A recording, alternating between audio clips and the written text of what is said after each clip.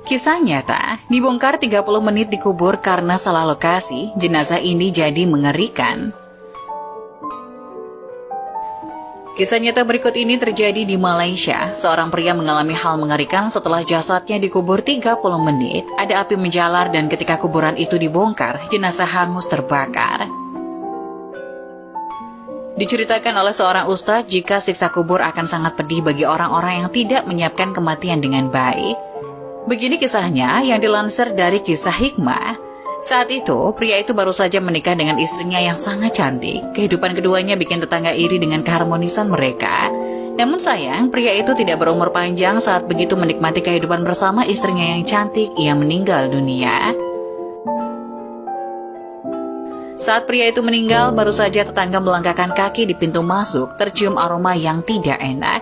Walau sebenarnya ruangan telah disemprot aroma, di tiap-tiap pojokan ditempatkan kamper untuk kurangi bau tidak enak itu. Walau demikian, bau itu tetap dan pelayat yang datang serta-merta tutup hidung supaya tidak tercium bau tidak enak itu. Orang-orang yang memandikan jenazah juga sangat terpaksa mesti memakai masker supaya tidak tercium bau tidak enak. Sesudah usai disolatkan, jenazah pun dibawa ke tanah pemakaman dengan memakai mobil ambulan. Sampai di pemakaman, liang kubur juga sudah dibuat persiapan. Sesudah prosesi pemakaman usai, tidak berapa lama rombongan siap kembali pada mobil. Tiba-tiba datanglah sebagian lelaki yang tergesa-gesa yang mengatakan jika jenazah pria itu tak boleh dikubur di sana lantaran tanah tersebut sudah dibayar. Tanah ini telah jadi kafling pemakaman keluarga orang lain. Tetangga yang bingung akhirnya menuruti dan menggali kembali kuburan pria itu. Baru 30 menit dikubur, jenazah pria itu malah bikin warga panik dan merinding. Kebanyakan orang tercengang lihat jenazah itu. Bagaimana tidak, kain kafan putih yang membalutnya beralih jadi abu-abu. Kalau bila pergantian warna itu dikarenakan oleh tanah makam yang berlumpur, pasti warnanya coklat kemerahan, bukan abu-abu.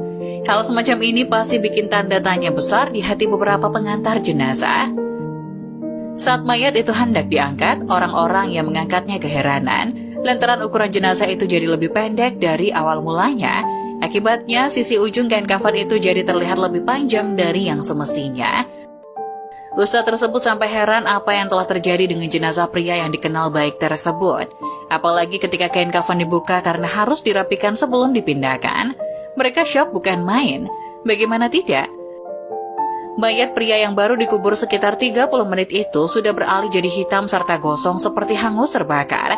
Kakinya tertekuk ke dada, sedemikian halnya tangannya juga tertekuk. Mayat itu memiliki bentuk tak akan lurus tetapi beralih seperti monyet. Layak saja bila mayatnya seperti lebih pendek. Lihat keadaan jenazah yang mengerikan seperti itu, jadi mereka selekasnya membungkus kembali dengan kain kafan yang tadi. Sesaat sebagian orang mulai menggali liang lahat baru yang letaknya di tepi area pemakaman dekat pagar batas. Sesudah penguburan usai, satu persatu orang-orang mulai meninggalkan makam itu. Ustadz yang begitu takut akhirnya mendapatkan cerita warga jika jenazah pria yang dikenalnya baik itu dulunya sempat tinggal bersama dengan ibunya saat awal-awal menikah.